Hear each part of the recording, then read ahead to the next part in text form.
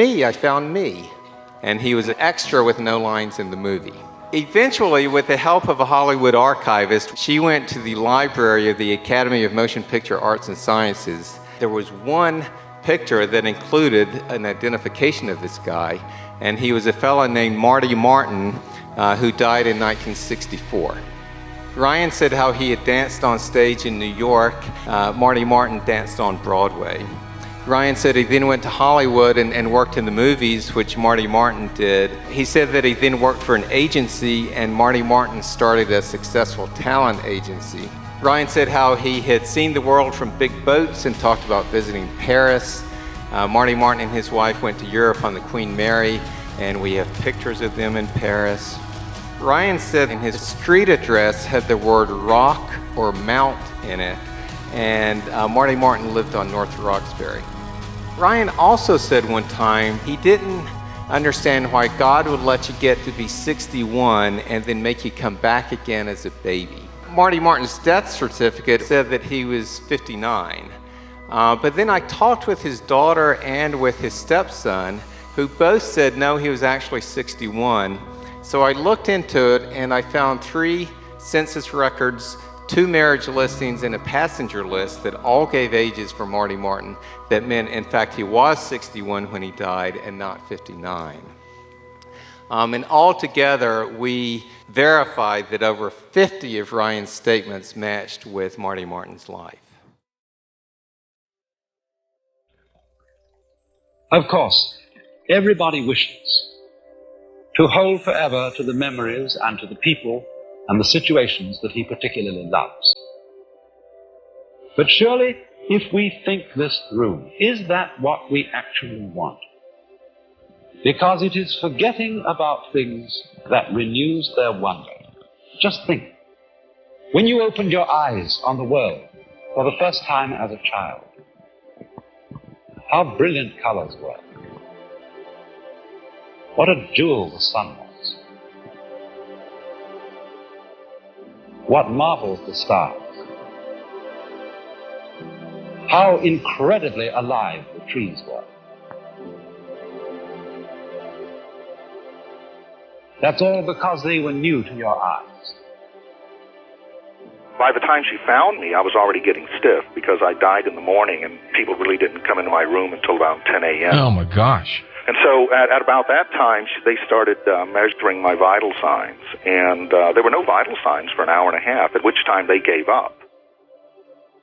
The research said that you go down a tunnel, you meet a being of light, you go into this transcendent reality where you meet dead relatives and spiritual beings.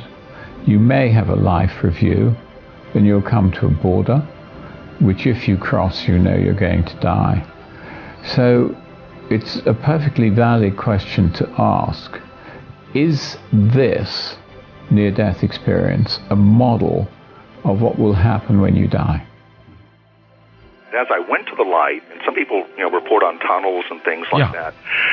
Mine was, I guess you could call it a tunnel in a way, but it was this rainbow shimmering light, and the light was, part of it was going to the light, and the other part of it was coming from the light. And as I was moving up, I sort of realized that that the column of light going up was all the people that were dying at that time, and the other side of the same light, actually it was the same light beam, on the other side was all the souls coming in, being born. And I realized I was on the wrong train. See, the source of all light is in the eye. If there were no eyes in this world, the sun would not be light.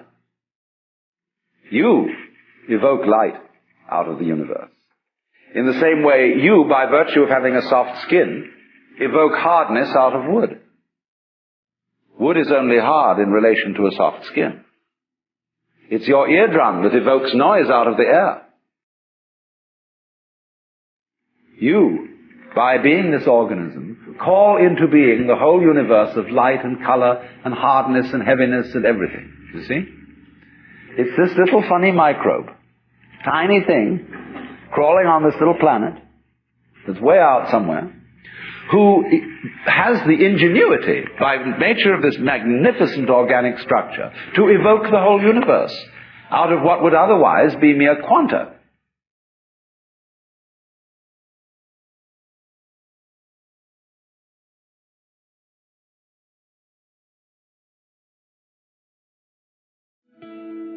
Almost right after my experience, I'd say within a couple of months after my experience, the light would just come and get me and take me out of my body. And every time that happened, I thought I was dying again. So I would go to the light again, and the light and I would have more conversations, and I sort of had this desire with the light that I wanted to bring something back tangible from the light. I was always given an idea or an invention to bring back. Every exchange I've ever had with the light took about a year or so where I got comfortable with these experiences and just would let it happen. And Phyllis Atwater and Ken Ring were the first to tell me that, Mellon, nobody else does this. I said, well, I go back to the light every day. At one point, I was told I would, from now on, have contact to universal intelligence, and that I could answer any question. And I've been tested in double-blind university experiments on this, on being able to give answers about something I should know nothing about whatsoever. But I go to the light and I get answers. But I was warned before I came back. The light said, when you go back, don't be surprised. Even if you or anyone else could answer any question, don't be surprised if that's not the point. And I said, what do you mean? And they said, well, at this time in history, humans are much more interested in the questions than the answers. And that turned out to be my experience over many years. I would work on these great experiments in these think tanks. We would come up with all these great ideas, and I would draw schematics. I would get frequencies down to the decimals, and quite often the devices were never built, or if they were never really pursued. And I predicted 8 astronomical discoveries 20 years before they were discovered. And thank God I did lectures about them and documented it so that I can prove what I'm saying. But I was not a scientist or an astronomer or a physicist, but I had seen things that I could report on, and they've turned out to be very accurate.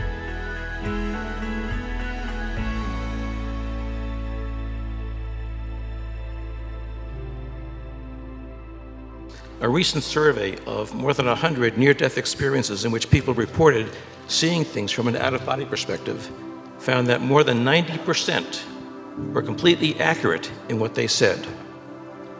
Eddie was a 9-year-old boy who was hospitalized in a coma from meningitis. And he was in a coma for about 36 hours before his fever finally broke.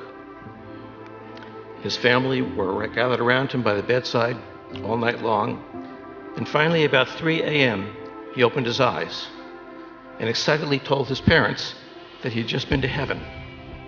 And he'd seen his dead grandfather and Auntie Rosa and Uncle Lorenzo. And then he said, and I also saw my sister Teresa, who told me I had to come back. Now, Teresa was his older sister who was in college in Vermont, and as far as anyone knew, was perfectly healthy. Later that morning, when his parents went home, they immediately called the college, and they found that Teresa had in fact been killed in a car accident just after midnight. How did Eddie know about that?